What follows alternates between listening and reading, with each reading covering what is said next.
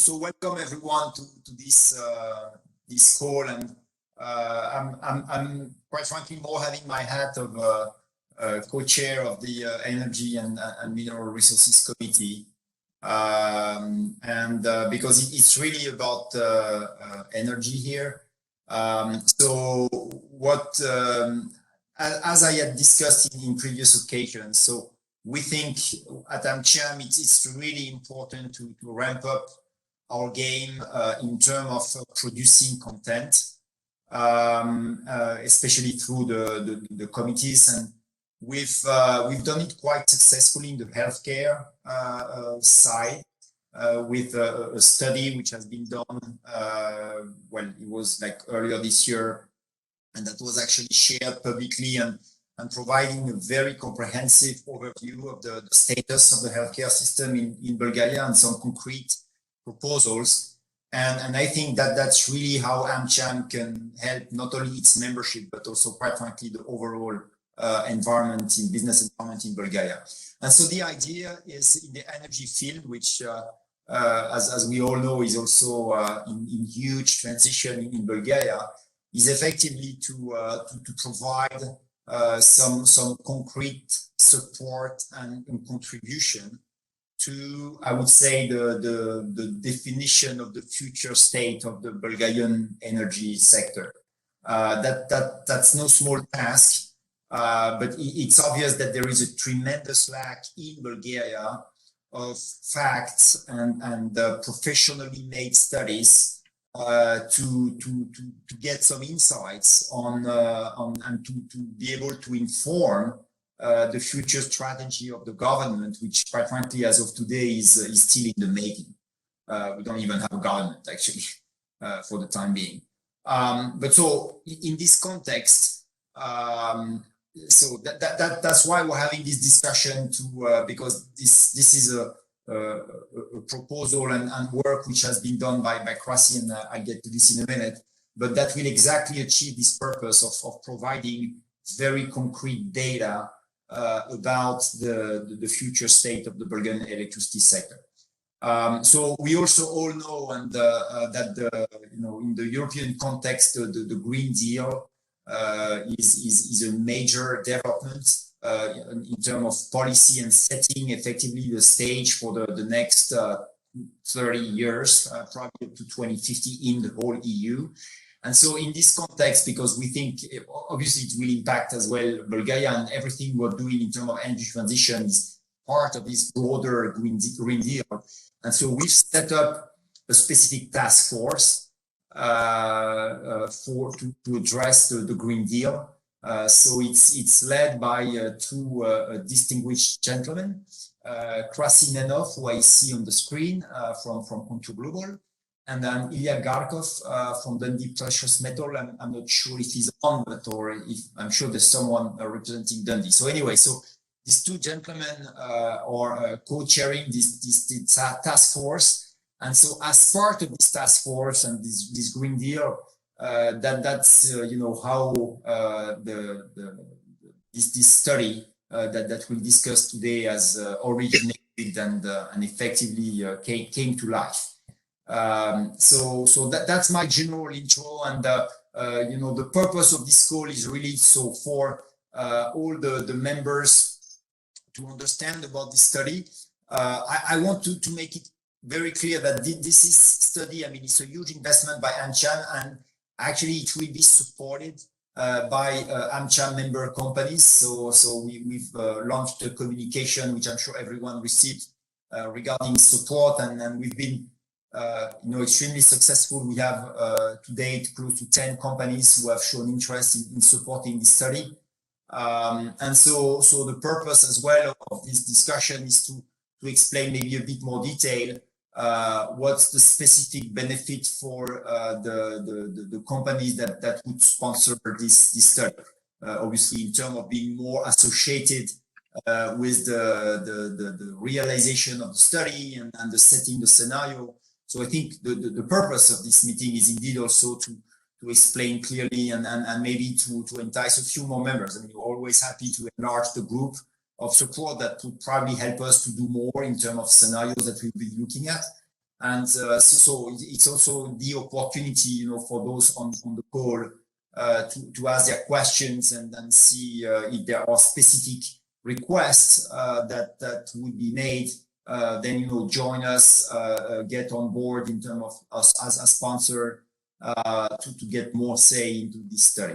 But otherwise, I mean, the study will be broadly available. I mean, I would say the executive summary or maybe a shortened version will be broadly executive of all members. That's why it's under AmCham, and it's going to be an AmCham study that will be available and that will actually be the subject of significant communication, external communication once it's delivered. So sorry, I was a bit long, but I think it's important to set the context. So maybe Krasi, if I can hand over to you, and maybe you can go into greater detail of well, why so you know, why Compass Lexicon, and maybe a brief overview of what Fabien will present, and then hand over to Fabien. Absolutely. Thank you, Olivier, for the introduction. And hello, everyone. Welcome back from the holiday period. It's good to reconnect again. Probably to remind everyone, or to recap a little bit on the work that we have done so far as a working group. As you recall, we had a very successful event at the end of June, which was dedicated to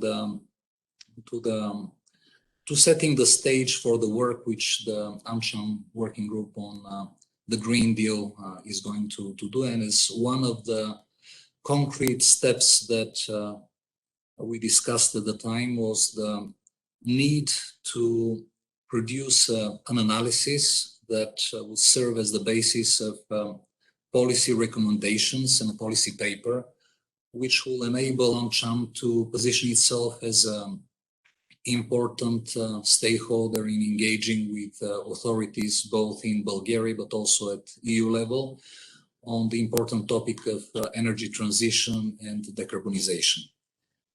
In the meantime, in the summer months, we reached out to Compass Lexicon, who are extremely experienced in energy policy at EU level, and specifically they had done a similar study for Euroelectric, which we had the opportunity to access. And in a nutshell, the concept is to be able to produce a data-driven analysis, which is technologically neutral, that allows to consider all the available technologies that can lead to the objectives of decarbonization as of a particular future date, but with a minimum cost for society, and also to do it in a sustainable way and in line with EU policies. And based on that, also based on such an analysis, to be able to produce policy recommendations for an investment framework that would foster the much needed private investment, which is necessary for the transition. As we all know, energy is very capital intensive industry, and clearly to do a long-term investment, there needs to be visibility on the economic prospects of these investments. So we worked with Compass Lexicon on identifying the minimum base scope that would be necessary for doing the analysis. And of course, I don't want to hijack the presentation of Fabien and his team, but the idea is to focus on the specific needs of Bulgaria and on the constraints that we have at hand and the challenges, and then to produce a pathway or roadmap for achieving the decarbonization targets as of 2030 and beyond, with a horizon of 2050. With that, probably just before handing over to Fabian, I would like to thank all the AmCham members who have already committed to support the study. I would also encourage companies that have not yet made their decision to evaluate it, to consider the potential benefits of engaging in the study. And also would expect that the companies that have made commitments, but not only these companies, also anyone who is interested to actively contribute with ideas, with views on the assumptions that will go into this analysis. And eventually, when it comes to the policy recommendations, of course, it will be very important to come up with something that is very specific and concrete that will enable our engagement with the authorities. In terms of timeline, I expect that the analysis will probably take the next month and a half to 2 months, but definitely before the end of the year, we should be able also to have in hand the policy recommendations, which will enable us to engage with the key stakeholders in Bulgaria and in Brussels. So, Fabian, if I can hand over to you. Yes, well, good morning, good afternoon, everybody. Thank you for the introduction, Olivier and Krasimir. So together with the team here, so Yves and Diane will introduce themselves when they get to speak. We are very happy to launch this study. What we want to do in the next 20 minutes, if that's okay with you, is to walk you through the study objectives. They have already largely been mentioned by Olivier and Krasimir, but probably most importantly, the methodology, the approach that we plan to use, and obviously the outputs of the study, so that we can have a global view of what we set out to do here. But if that's okay, I will go straight into the presentation. Perhaps a few words on Compass Lexicon, FTI Compass Lexicon, for those who don't know us. So we are a global company, an American company actually, focused on economics and financial consulting. We have a number of key facts and figures here. When it comes probably to our expertise in the energy sector, we have worked essentially across the value chain, if we go to the next slide, and have clients all over the world. The team who would be involved in this study, well, you see some of us, but essentially I will be in charge of the study. Yves will be project managing the team. On the modeling side, Diane and Pierre-Emmanuel will be, I would say, running the wheels. And we also have regulation experts. So Dimitri and Anastasia will be involved more in the second phase of the study when we talk about the policy recommendations. So that's the team. And without further ado, let me perhaps add a little bit of context to the context that's already been mentioned by Olivier and Krasimir. So we all know about the EU Green Deal. More recently, on the 14th of July, the European Commission announced its Fit for 55 package. So this is a package of 13 legislative proposals to achieve the increased ambition from the European Commission in terms of emissions reductions. So the goal now is to have net zero emissions by 2050. Before, until now, it was 80 to 95% reduction, but it was not net zero, so that's an increase. And there is also an increase in ambition in the short term, so 2030, if we can call it the short term, with a 55% reduction in carbon emissions.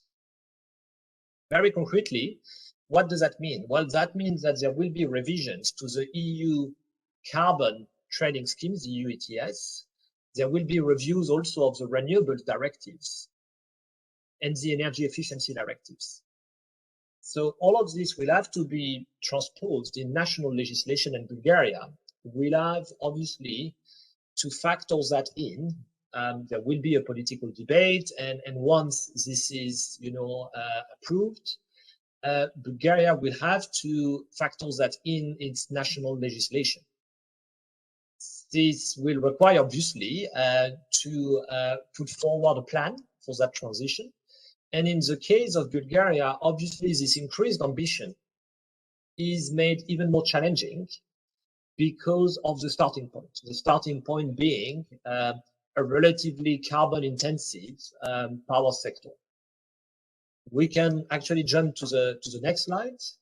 The next slide shows you essentially the final energy consumption by fuel on the left and the emissions by sector on the right. But if we start on the left, what you see is essentially oil and petroleum products and natural gas playing obviously a big role in transport. But you see also obviously the role of the electricity, particularly in industry, buildings, and both for industry and households. Now, what is very important, if you look at the right-hand side chart, is that essentially there will need to be a decarbonization of both the industry, buildings, transport sectors, together with the decarbonization of the power sector in order to reach this EU ambition. Now, that's a radical transformation. It will take time, obviously, but this is where hopefully the study can contribute a little bit to the debate. And the way we approach the study, and we welcome your feedback and your suggestions, is that the environmental ambition, the first one that you see here, is to be balanced against the other policy objectives. So another policy objective is obviously to look at costs, to look at employment, so to look at the social impacts and affordability of these decarbonization trajectories and scenarios. And another important, obviously, policy objective is to maintain security of supply. So it's quite important to think, obviously, of system stability with a lot of renewables in the mix. Potentially, you have electricity system stability issues. But there is also the question of imports, import dependency. I mean, lignite is a local resource, and substituting a local resource needs to account for, obviously, import dependency questions and issues. So, yeah, if I may add, yeah, on this slide, and I think the timing of this discussion is very good, because we clearly see the potential conflict or the trade-off, right, between decarbonization, security of supply, and affordability. I mean, these days, wholesale prices are extremely high. For the first time, probably, I mean, everyone, like users, customers, even household, will start feeling the actual impact of, high carbon price and so on. And so to me, it reinforces the importance of getting this right in terms of what are the capacity additions that we need to be made in order to keep affordability, right? Because I think no one wants to live with 150 euro per megawatt hour electricity, which is quite frankly what we've been going through, and it's creating a whole number of issues, right? So I think, to me, the fact that we have so affordability is definitely something that needs to be kept in mind, and hence it's super important to have this model and to get a sense of, okay, if we do this, then what's going to be the impact on affordability, and trying to get this price at reasonable level for everyone, right? It is in the interest of market participants, producers, distribution companies, and customers, right, and users in the industry. So anyway, I'm really excited about this study, because indeed it is essential. If we don't get this right, we can pay the price in Bulgaria and probably in other countries for decades, I believe. Well, thank you, Olivier, I think that's a very good comment. The timing of the study, I hope, is a good one. It will contribute to the debate. And I think you're right to mention the importance of the cost. This is actually a point on which we can go to the next slide. What we are fundamentally trying to do with this study is to define a cost-efficient decarbonization pathway for the power sector in Bulgaria. So cost efficiency obviously is subject to a number of constraints, right? We need to factor in constraints such as, the potential of different technologies. We all know that there are different technologies, CCS, nuclear, renewables, storage, etc. What's important is that the resources are not infinite for all of these technologies. So it's quite important to understand their potential and the evolution of costs. We have also quite a lot of uncertainty on the evolution of demand. I mentioned that there would be an electrification of transport, electric vehicles, an electrification of buildings, heating, potentially switching to electricity, and industry. So the uncertainty on power demand is obviously important to reflect. There's also the issue of the market design, the market reform. We all know that Bulgaria is in a transition, and in a discussion with the European Commission on the implementation of the European liberalized target model. So that's going to be also an important constraint because having a framework for investment is very important. So in a nutshell, that's an introduction to the objectives of the study, just to complement what was said by Olivier and Krasimir. Before we go to the next section, which is the methodology, is there any additional comments, any question on what I introduced?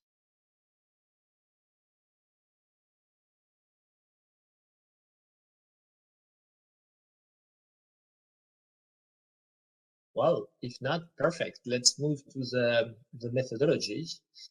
So, Yves, would you like to start introducing our approach and methodology? Thank you, Yves Le Chair.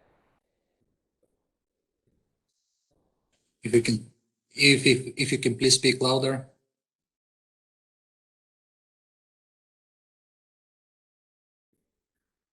I think your mic is not the right one. Perhaps you need to select the right microphone.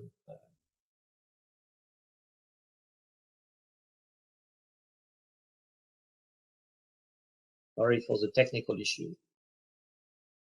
Well, once you are solving it, I can start so that we don't lose time. Essentially, there are two phases. One phase is the power sector modeling, and the second phase, which can in a way start at the same time or be done in parallel to some extent, is the policy recommendations on the investment framework. So for the power sector modeling, Yves will tell you more in a minute, but we have a power sector model which covers Europe as a whole and indeed Bulgaria, as well as neighboring countries. And we plan to use this model to define a cost-efficient pathway in two scenarios.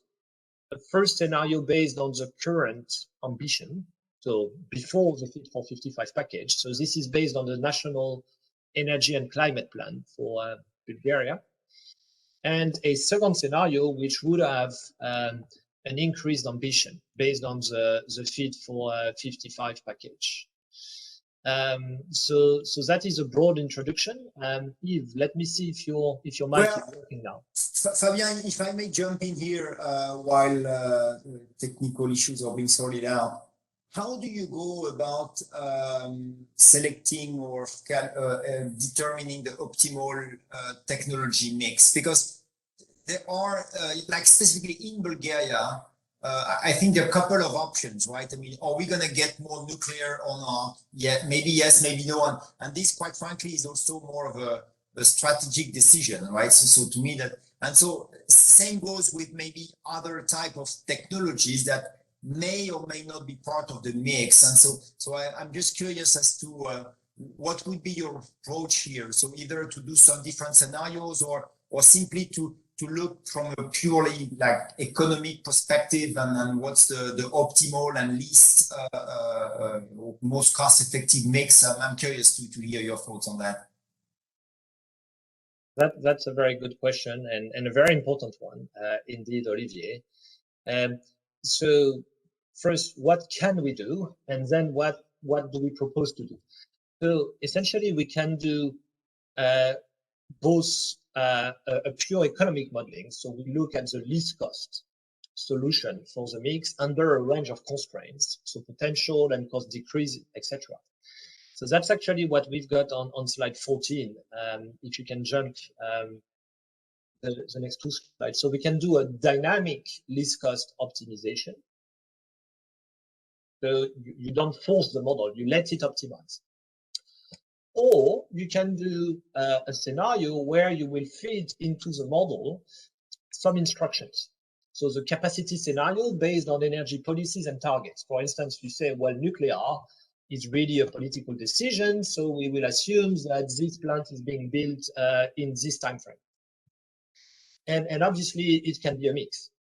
So that is the first part of my answer. What can we do? We can do, both or a mix. Then the question is, what do we propose to do here? And maybe we can come back to slide 12. What we propose to do and what we have done in a range of other studies is to define two main scenarios, and then we can do others if you want, but this is probably out of scope for this study. The two scenarios we propose to do is a first scenario where the mix reflects up to 2030 the National Energy and Climate Plan from Bulgaria as it is, and then to 2050. So we would force the model in one way to optimize within the constraints of the existing National Energy and Climate Plan from Bulgaria. So that would be a reference scenario for us because it would allow us to compare with what Bulgaria was planning to do up to now, if you want. And then we propose to do another scenario, which would be reflecting a least cost, or I would say optimized cost version of the mix based on the target to reach CO2 emissions limited to net zero by 2050. And this is where obviously we have to discuss whether in that scenario, with the increased ambition, you want us to force the model to adopt some policy decisions. So this is, I think, the very important next step. You see, we have that as a next step. It's to discuss with AmCham, with a group, what should be the definition of that second scenario in particular. But maybe Yves, you want to complement.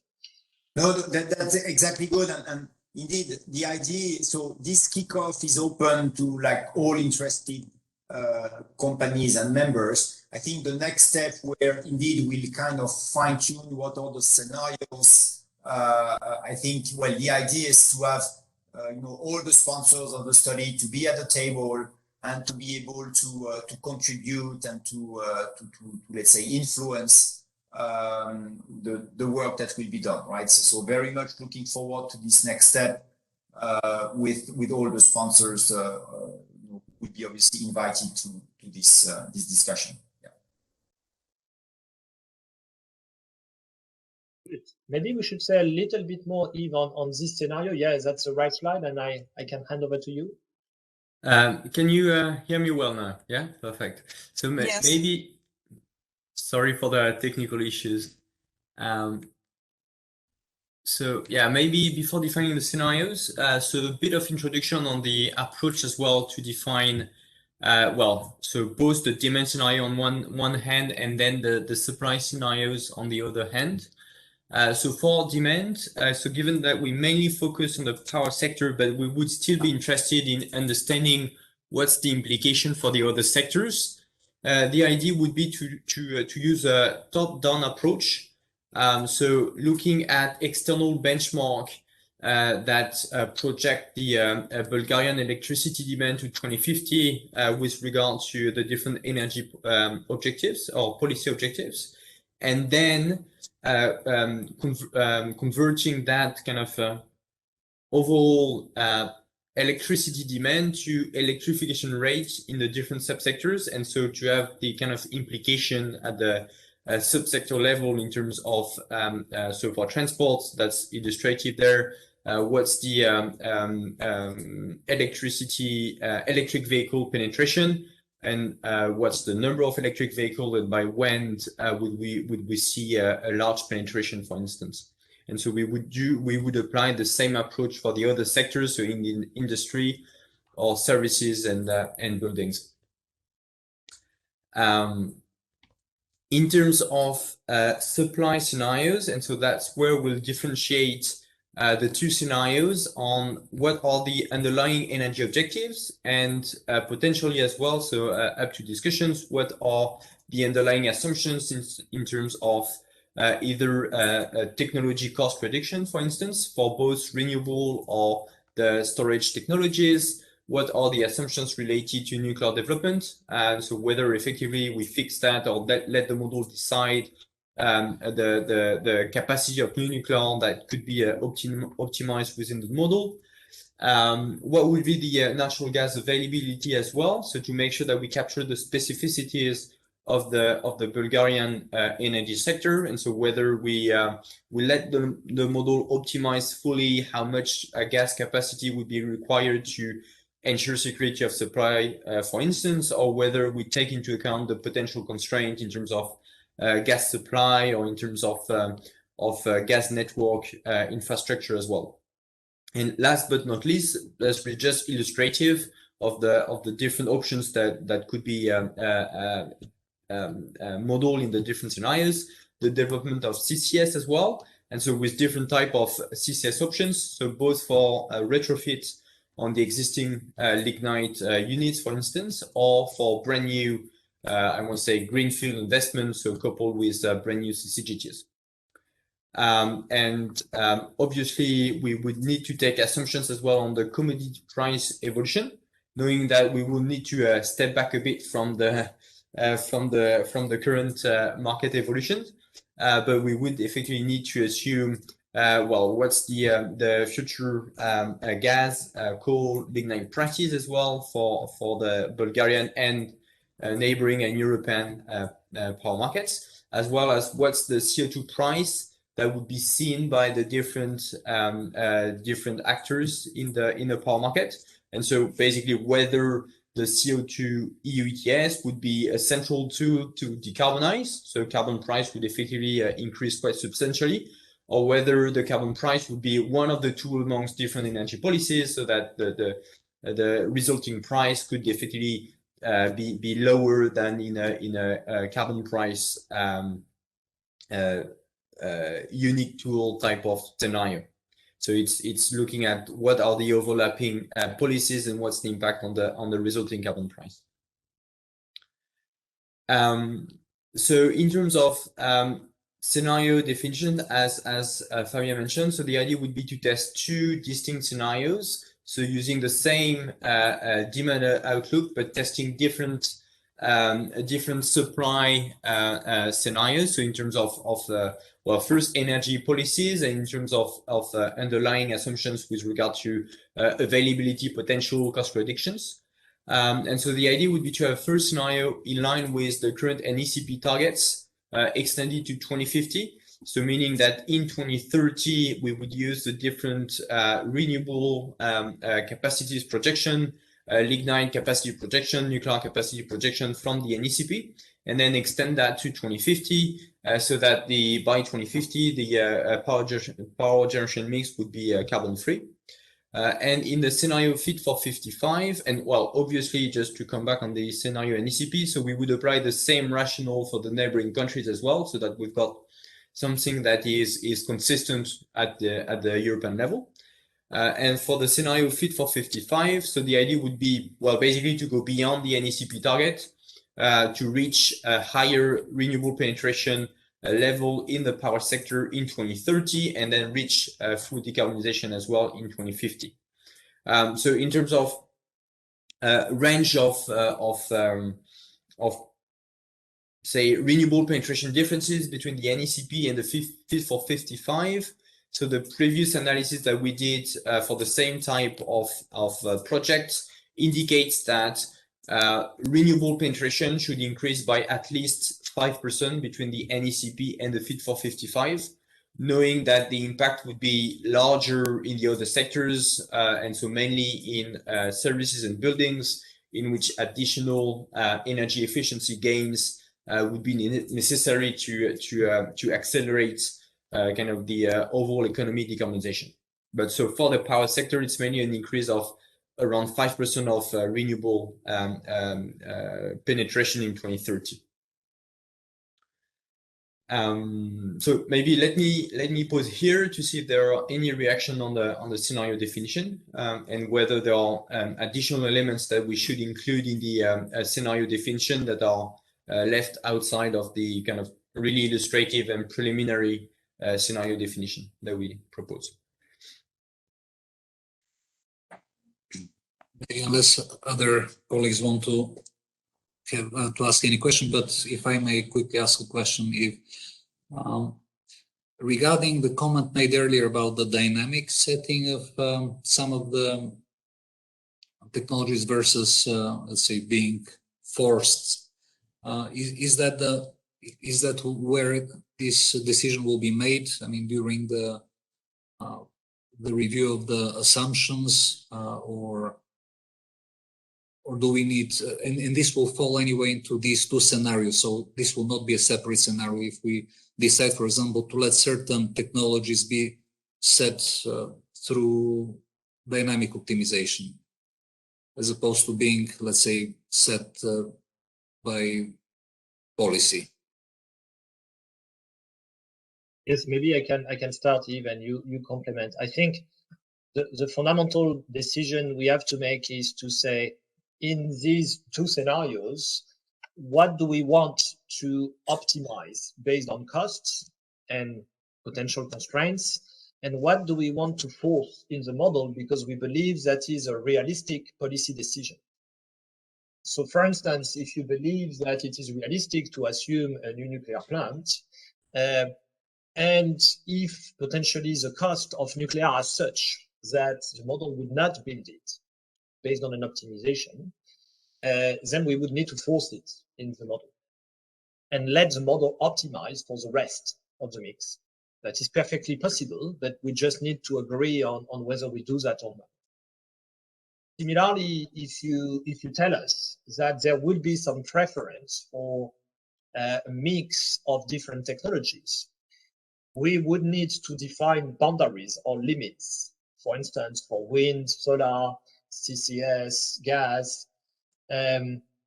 within which we can let the model optimize, but at least to have a minimum volume of different technologies, for instance. So I think this is exactly what decision we need to take in that scenario, is to perhaps define the boundaries, Krasimir, of what will we let the model do. Because as I understand, the dynamic approach would allow us to come up with a more or less least cost solution, right? And then, for example, if we want to achieve higher level of independence or some other, let's say, objective, that would be, let's say, an extra constraint in the model. That's right, and we have had that debate in other countries. You can do multiple scenarios and sensitivities. I mean, this is obviously a very time-consuming process, and for the scope of this study, we thought that we would limit it to two main scenarios, and therefore it makes it very important that we agree on what these scenarios are and what are the limits. Yeah, maybe if I may, so one more question on my side regarding the thermal assets. Obviously, AES and Contour are directly interested in this question. So what's the methodology that would be followed here for thermal assets? Because, you know, as of today, Bulgaria has not taken any firm decision in terms of what will happen to those assets, unlike other EU member states. Now, of course, there is the overall EU environment and you know, the CRM conditions and so on. So I'm just wondering, how would those thermal assets be considered in the model? Oh, if we decide that there is no specific constraints, for instance, on lignite,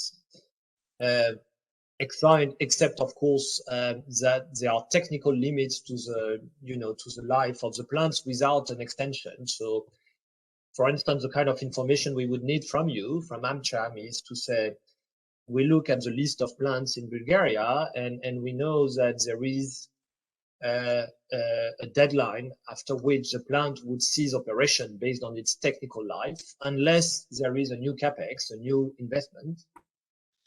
We would have the option for some or all the plants to implement CCS or potentially convert to biomass.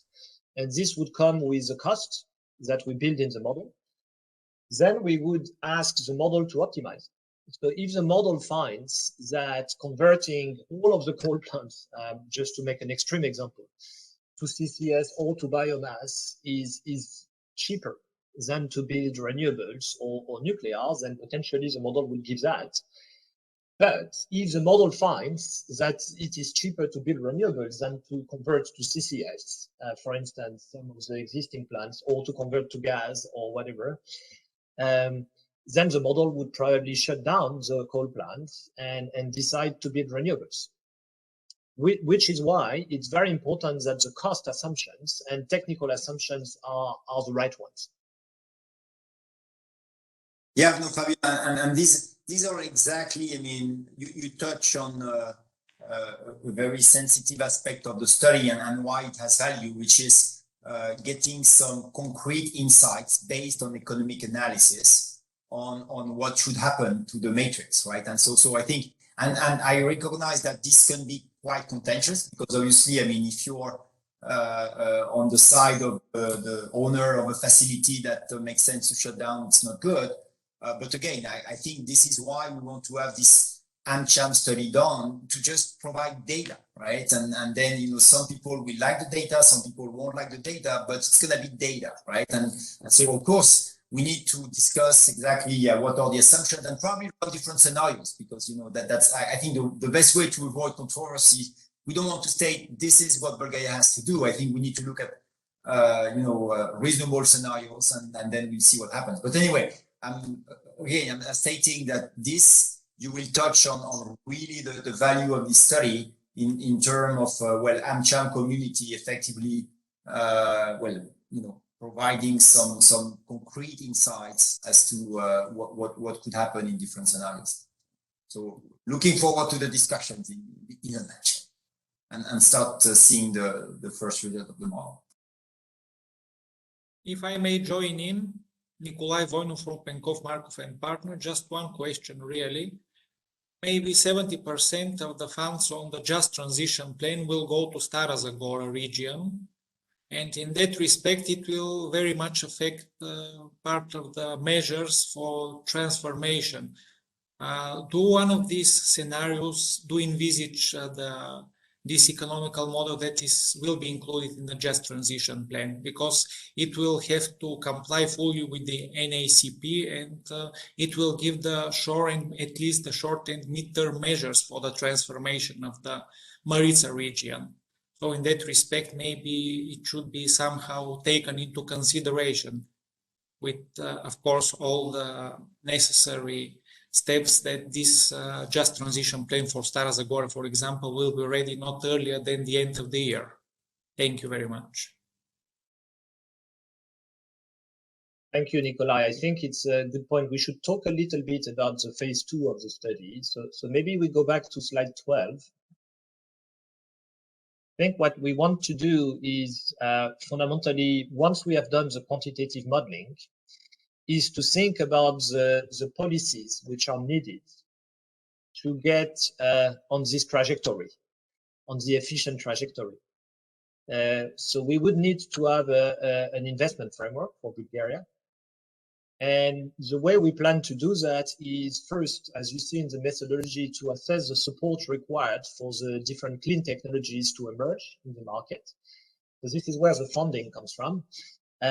Because we would list the potential EU and international funding that would be available based on what we know, and we welcome AmCham's inputs as well onto that.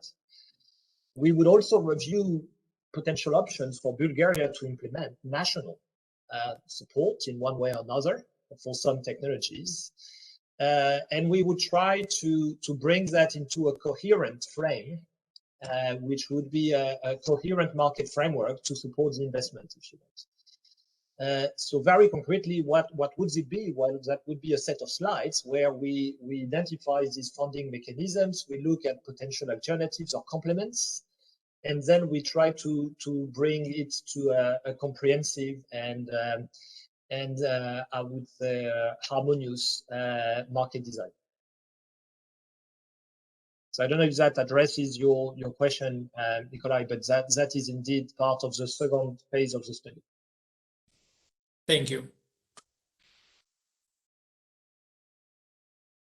I see we have 10 minutes left, so maybe it's a good time to transition to logistics. How do we organize that study and the interactions? Yves, Diane, do you want to explain the plan for interactions? Yeah, sure. So the idea would be effectively to have, so as key milestones, so to have preliminary results by mid-October, so which is the work stream 2. And so if we walk backwards to what we need to get there, so we would need effectively to validate the assumptions to be used in at least one scenario as quickly as possible. And so next steps are mainly on our side that we can share kind of the suggested underlying assumptions to the different stakeholders, and share as well the different range and parameters that we could play with and discuss about to define the different scenarios. So that's the first milestone and say sub-phase of phase 1.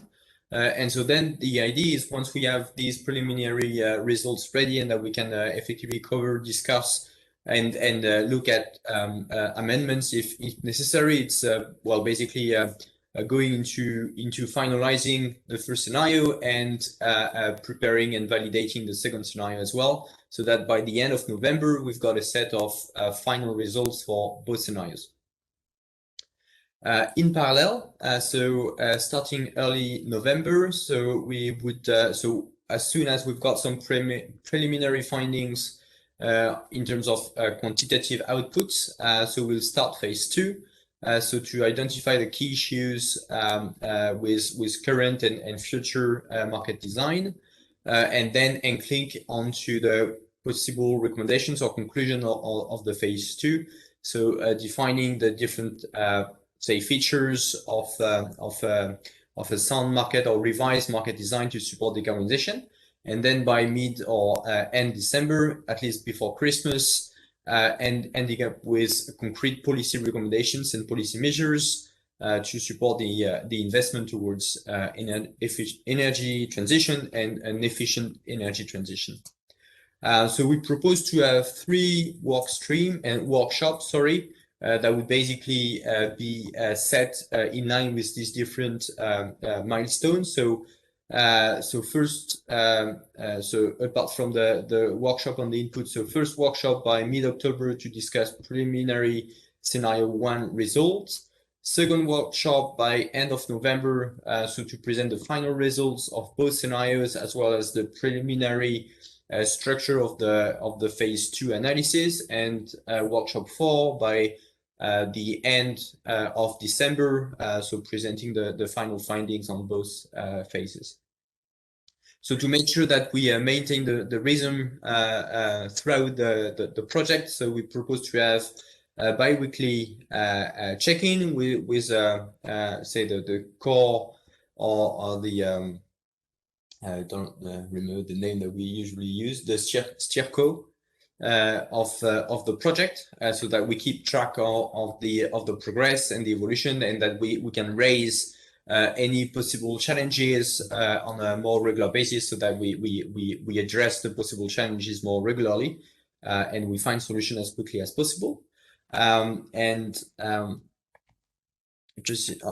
I lost my up. And so just to come back to the first workshop, that will need to be organized as quickly as possible, so that we can discuss the assumptions to be fed in the different scenarios. So the ball is in our camp to share a set of assumptions to be discussed on all of the key, say, 4 drivers of power market projection. So demand, commodities, supply, and emission constraints, and interconnection as well, so that we can agree on the framework of the analysis and the key underlying assumptions. So the idea would be so for us to send that as quickly as possible. Realistically by the end of the week or early next week, so that we can organize a workshop either by the end of next week or before the end of September, so that we can kick in the modeling as soon as possible. And so we'll find a date with the steerco once we've got a better visibility on when we can ship the underlying assumptions.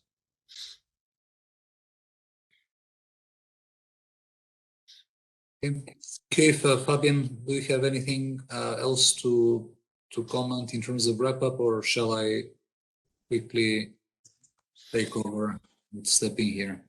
No, I mean, just in 10 seconds, the next steps, as Yves mentioned, is we will obviously start constructing these 2 scenarios and send you some suggestions.